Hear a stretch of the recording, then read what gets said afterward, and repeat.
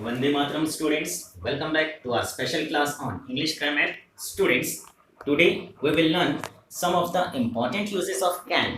आज हम can के कुछ एक important uses सीखेंगे. देखते हैं कुछ एक sentences. Uses of can. Can के uses. Students, can का शाब्दिक अनुवाद हिंदी में होता है सकना. अब देखते हैं कुछ एक sentences. I can speak English. मैं इंग्लिश बोल सकता हूं. She can speak French. वह फ्रेंच बोल सकती है. I can speak English. मैं इंग्लिश बोल सकता हूं. That means I am able to speak English. मैं इंग्लिश बोलने में समर्थ हूँ. She can speak French. वह फ्रेंच बोल सकती है. That means she is able to speak French. वह फ्रेंच बोलने में समर्थ है. अर्थात किसी व्यक्ति के सामर्थ्य की अभिव्यक्ति के लिए हम can का उपयोग करते हैं. हिंदी के वाक्यों में आता है सकना और इंग्लिश के वाक्यों में आता है can. कुछ एक और सेंटेंसेस देखते हैं. He can swim. वह तैर सकता है. That means he is able to swim. वह तैरने में समर्थ है. She can swim. वह तैर सकती है. That means she is able to swim. She can swim across the river. ध्यान दें स्टूडेंट्स, जब नदी पार करने या फिर सड़क पार करने की बात आती है तो इंग्लिश के सेंटेंसेस में हम प्रीपोजिशन अक्रॉस का उपयोग करते हैं. She can swim across. वह तैरकर पार कर सकती है द रिवर, नदी. She can swim across the river. वह तैरकर नदी पार कर सकती है. That means she is able to swim across the river. वह तैरकर नदी पार करने में समर्थ है. कुछ एक और सेंटेंसेस देखते हैं. Ramesh can lift this box. Ramesh इस बक्से को उठा सकता है. लिफ्ट यानी उठाना. ध्यान दें स्टूडेंट्स, जब बात आती है किसी बक्से को उठा सकने या ना उठा सकने की, तो उठा सकने की बात यानी कि जो समर्थ होगा, जो एबल होगा, जो स्ट्रांग इनफ होगा, यानी कि हमें इतनी सामर्थ्य, इतनी शक्ति है, इतनी क्षमता है कि इस बक्से को हम उठा पाए. तो यहाँ पर Ramesh can lift this box. Ramesh इस बक्से को उठा सकता है. That means he is strong enough to lift this box. वह इस बक्से को उठाने में पर्याप्त रूप से स्ट्रांग है, शक्तिशाली है. मतलब उसमें इतनी शक्ति है कि वह इस बक्से को उठा सकता है. संभवतः यह बक्सा भारी है, इसलिए यहाँ पर ऐसी बात हो रही है.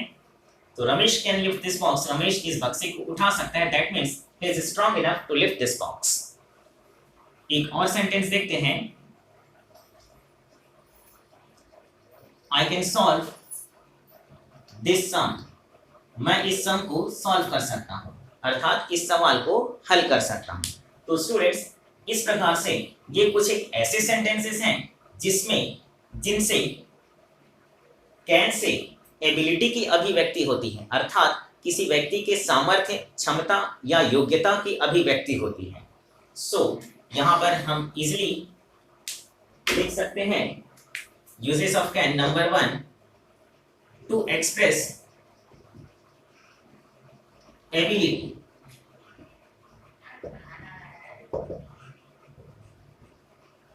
सामर्थ्य, क्षमता या योग्यता की अभिव्यक्ति के लिए. So have a look. अब बढ़ते हैं आगे. Can I bring you a chair to sit in. क्या मैं आपके बैठने के लिए एक चेयर ला दूं या ले आऊं. Can I help you. क्या मैं आपकी सहायता कर सकता हूं.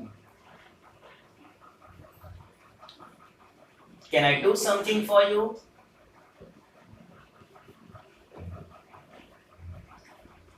तो स्टूडेंट्स ये कुछ एक ऐसे सेंटेंसेस हैं जिनसे हम हेल्प ऑफर कर रहे हैं।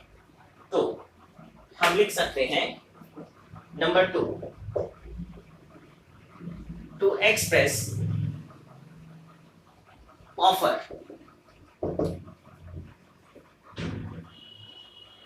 Can I bring you a chair to sit in? क्या मैं आपके बैठने के लिए एक चेयर ले आऊं? Can I help you? क्या मैं आपकी सहायता कर सकता हूं? Can I do something for you? क्या मैं आपके लिए कुछ कर सकता हूं? तो ऐसे सेंटेंसेस ऑफर एक्सप्रेस करते हैं। अब बढ़ते हैं आगे कुछ और सेंटेंसेस के साथ। Can I sit beside you?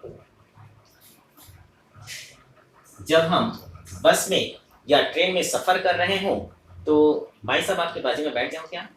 तो ऐसी स्थिति में can I sit beside you? क्या मैं आपके बाजू में बैठ सकता हूं? एक और सेंटेंस देखते हैं।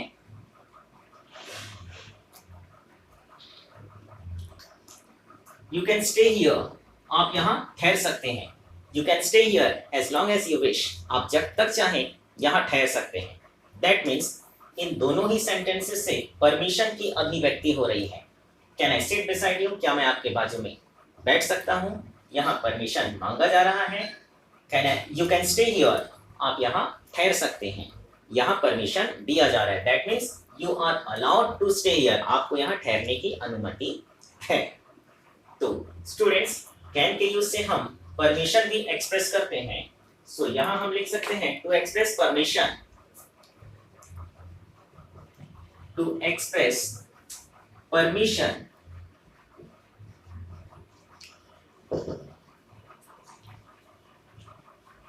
इसमें कुछ एक और सेंटेंसेस देखते हैं। Can I use your pen? क्या मैं आपके पेन का इस्तेमाल कर सकता हूं? So these are some of the sentences that express uses of can for asking और फॉर सीकिंग परमिशन। आगे बढ़ते हैं कुछ एक और सेंटेंसेस के साथ।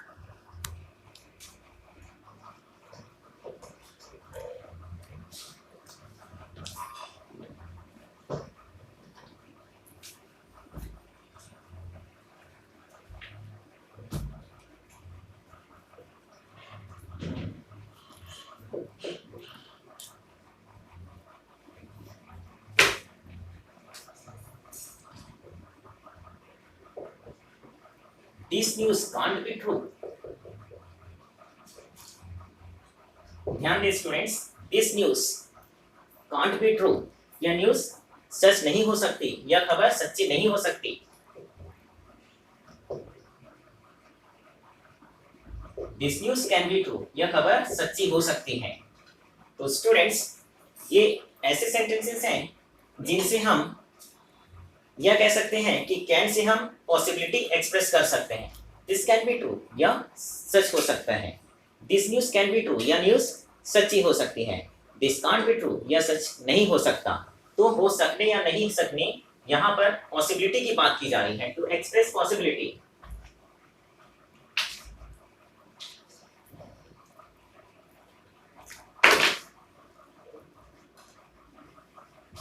टू एक्सप्रेस पॉसिबिलिटी, संभावना की अभिव्यक्ति के लिए।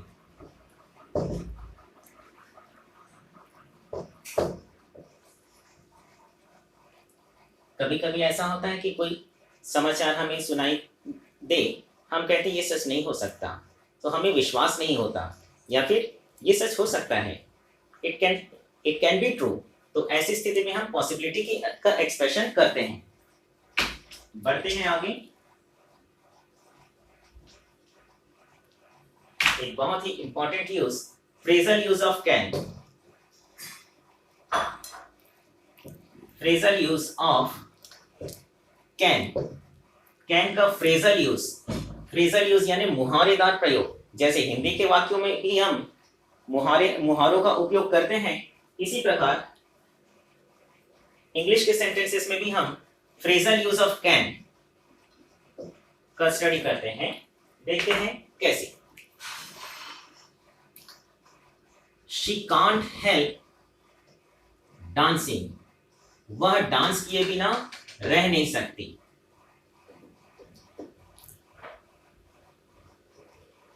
He can't help singing, वह गाना गाए बिना रह नहीं सकता। तो स्टूडेंट्स, कांट हेल्प जब हम ये कहना चाहें कि वह कोई कार्य किए बिना रह नहीं सकता, तो ऐसी स्थिति में कांट हेल्प का उपयोग करते हैं। शी कांट हेल्प डांसिंग, वह डांस किए बिना रह नहीं सकती। मान लो वह किसी फंक्शन में जाती है और जब म्यूजिक चालू होता है तो ऑटोमेटिकली उसके पांव थिरकने लगते हैं और वो अपने आप को डांस करने से रोक नहीं पाती। शी कांट हेल्प डांसिंग, वह डांस किए बिना रह नहीं सकती। या फिर यहाँ हम और बढ़िया से कहें तो ये कह सकते हैं कि डांसिंग उसका पैशन है और ऐसी स्थिति में वह डांस किए बिना रह नहीं सकती, उसे हर रोज डांस करना होता है। शी कांट हेल्प डांसिंग, वह डांस किए बिना रह नहीं सकती। ही कांट हेल्प सिंगिंग, वह सिंगिंग किए बिना, गाए बिना रह नहीं सकता। सिंगिंग उसका पैशन है। पैशन यानी कि एक तीव्र इच्छा, लालसा कि उस कार्य को हम नियमित रूप से किए बिना रह नहीं सकते। तो she can't help singing, she can't help dancing etcetera. तो ये कुछ एक फ्रेजल यूजेस ऑफ कैन है। तो students, I hope the concepts must be very clear to you. Don't forget to like, share and subscribe to my channel. See you in my next video lecture. Until then, Jai Hind, Vande Mataram, Jai Maa.